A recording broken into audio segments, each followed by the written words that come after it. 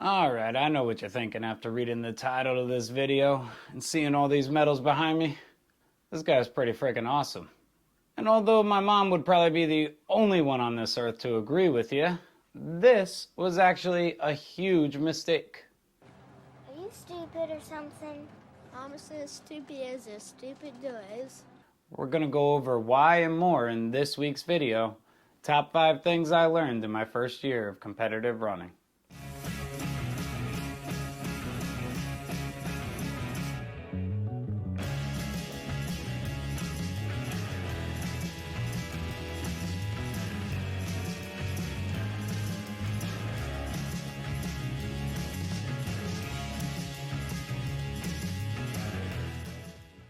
Let's jump right into it. Number 5 on the list is train with a plan. Now, I made the huge mistake of starting out not knowing what I was doing, not having a clue how to make up a training plan, and just going out there and running. What that did was it caused a ton of injuries, and it really got me nowhere. Things like throwing on a 30-pound vest and huffing it up a mountain in a foot of snow, getting frostbite on my toes, looking like an idiot, not having a clue what I was doing.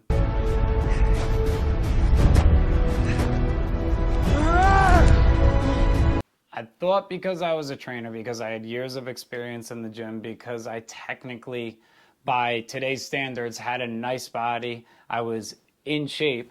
Mirror, mirror on the wall, I ain't too short, I ain't too tall, damn if I don't have it all.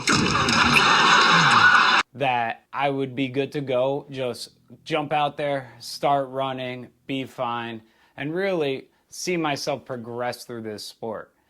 And I couldn't have been more wrong. So to save you guys some trouble, there's a lot of great apps out there that I recommend. One of the ones that I loved to use when I first got started was the Run with Hal app. Some other great apps that I highly recommend other than Running with Hal are Run Coach and My Run Plan. Both of these apps do pretty much the same thing that Run with Hal does. All of these apps have a free version. And if you're just getting into the sport, download one of these apps, put in your information, and follow the plan. It's gonna get you a lot further in a lot shorter time than making the mistake that I did and just going out there and trying to wing it. Number 4 on the list is looking good does not necessarily equal being in shape. I look good. I mean, really good. I mentioned in my last video that I am a personal trainer in Manhattan, so this means I experience all different body types, all different types of people on a daily basis, looking to get to all different types of goals. And the one thing that I have learned is that a good body does not equal being in shape. There have been times in my life where I have had six-pack abs, and I thought I looked great. Other people thought I looked great. But could I run a mile? If you put a gun to my head, maybe I would have been able to squeeze out a mile. Going into this sport a year ago, I really thought that I was gonna, fly right through it. I thought that I was gonna jump in, be one of the top contenders in my age group at least, and really show what I was made of. And what I showed was that I sucked. You suck, you jackass. But honestly, on any regular day, I wouldn't have been able to run a half a mile without falling down and wheezing like I had terrible asthma or like I was 400 pounds. Now, with that being said, I don't want to look like a runner. They're like 120 pounds. And don't get me wrong, there's nothing wrong with that. If that's the way that they want to look, then so be it. Good for them. Not exactly the way that I want to look. So I still incorporate a lot of training, a lot of weight training, a lot of my bodybuilding background still into my training. However, I stopped caring about looking good. I don't care. And it wasn't until I stopped caring about looking good that I actually got the best body of my life. If you've watched a lot of my previous videos, you have probably already seen some fluctuation in my body. I got into excellent shape when I was doing races every single weekend, which is where most of these medals came from. Then I got married, went to Italy for 2 weeks, stuffed pasta down my mouth for 2 weeks. Get in my belly! And I came back with a few extra pounds. I didn't care. That used to really upset me. I don't care now. I don't care. Because I know I'm gonna get out there, I'm gonna run a little, I'll bike a little, I'll just get back to my normal everyday training, and it'll take care of itself. Please, when you're looking at these people on Instagram or other social media platforms, just remember, if anything ever went down, half these muscleheads couldn't run a mile to save their freaking lives. Number 3 on the list is actually a 2-parter. Don't overdo it. So part 1 of this lesson is don't overtrain. One of the things that I thought coming into this sport in relatively good shape, or so I thought, was that I'd be able to run no problem on a regular basis. Once I hit that 1 mile mark, I was so damn proud of myself that I just wanted to run every freaking day. This is amazing. I feel incredible. And what that ended up doing was putting me out for months on end with shin splints. Now, I'm not saying you guys are all going to get shin splints if you run every day, but it does increase your risk of injury quite dramatically. Now, saying that makes me feel pretty stupid because it sounds pretty darn obvious. What you just said is one of the most insanely idiotic things I have ever heard.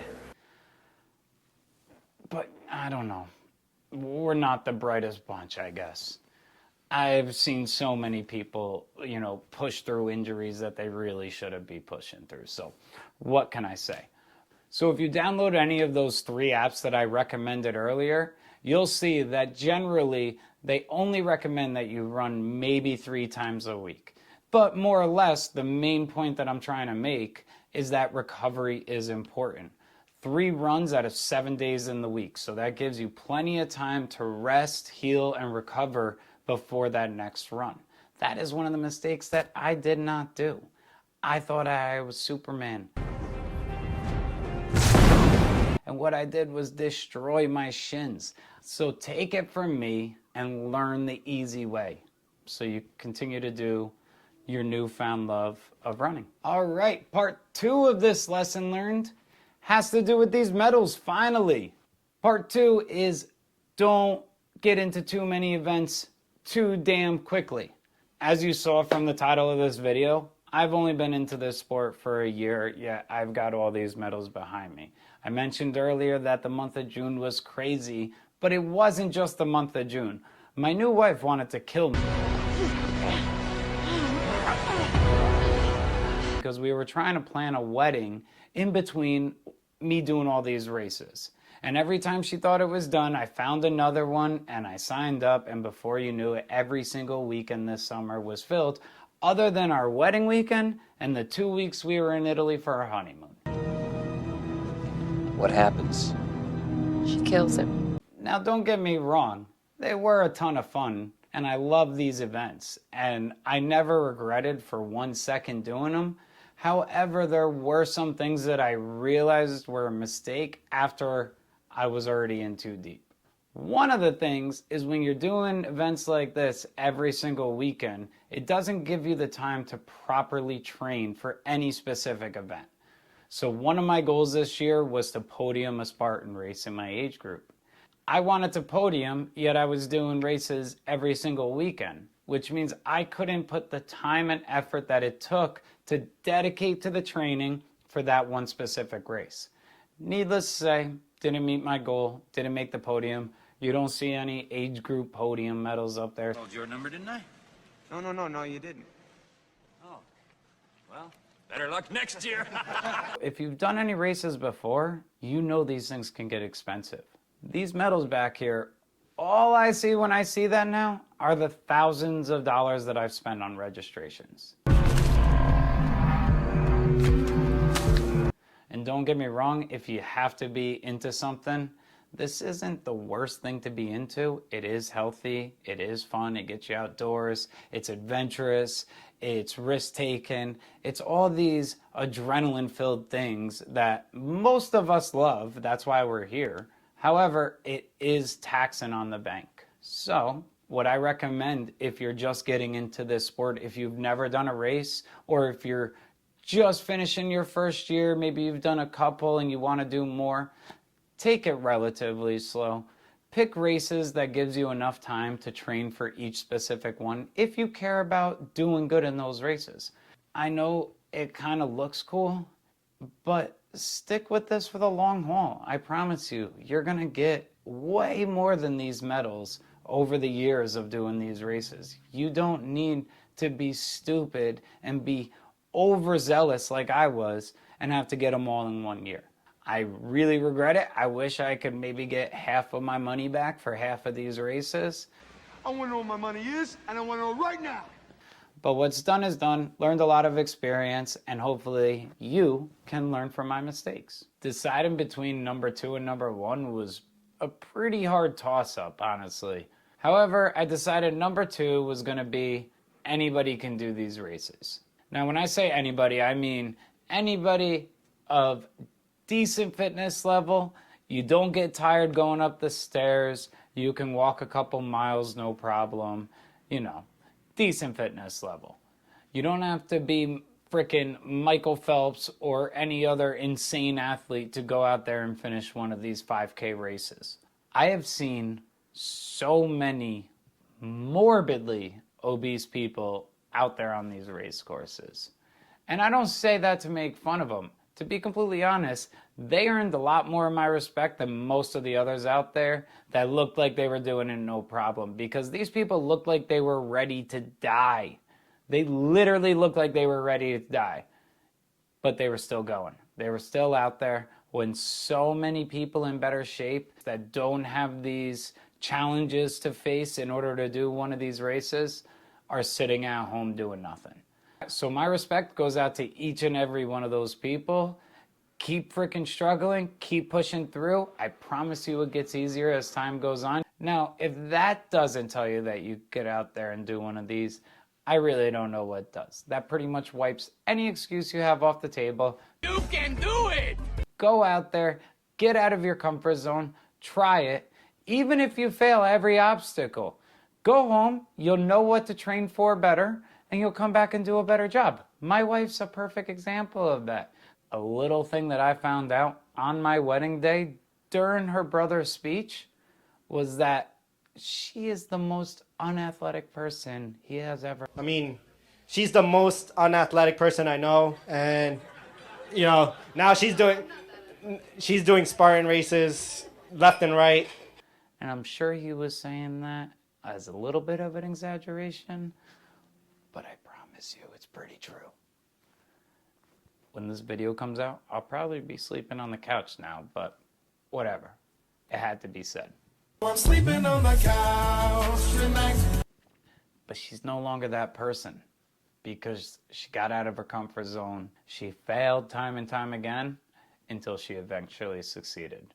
So if you honestly have been thinking about trying one of these events, I strongly recommend you just commit to it. Go online, make that commitment, get that registration, and start training. You'll be able to do it without training. You'll get across the finish line, but I promise you, if you prepare, it's going to be a lot more fun. All right, we've made it to number 1. The number 1 thing that I learned in my first year of competitive running was the community is freaking incredible. Now, I got into this sport because I really didn't have many close friends. I moved away from a lot of my friends. I was feeling pretty lonely, to be honest. 'Cause I'm all alone. There's no one here beside me. And I was just looking for something to feel a part of something again. And that is exactly what I found in these races. And it doesn't matter what kind of race you do, trust me. Not once at any race, even that horrific Muddy Dash race that I did this year. This is the worst planned out course. Who was in charge of this? Stevie Wonder was in charge of the course. Did I feel any other way than completely accepted, completely comfortable, and like it wouldn't have mattered what I looked like, what shape I was in, as long as I was there ready to have fun? You're here to have fun, right? People were ready to accept me. So that's it. If there's anything you think that I left out, any valuable lessons that you all learned in your first year of running, leave a comment below. Don't forget to like and subscribe, and I'll see you all in the next video. Remember, train hard, stay safe, and believe in yourself. You're stronger than you think.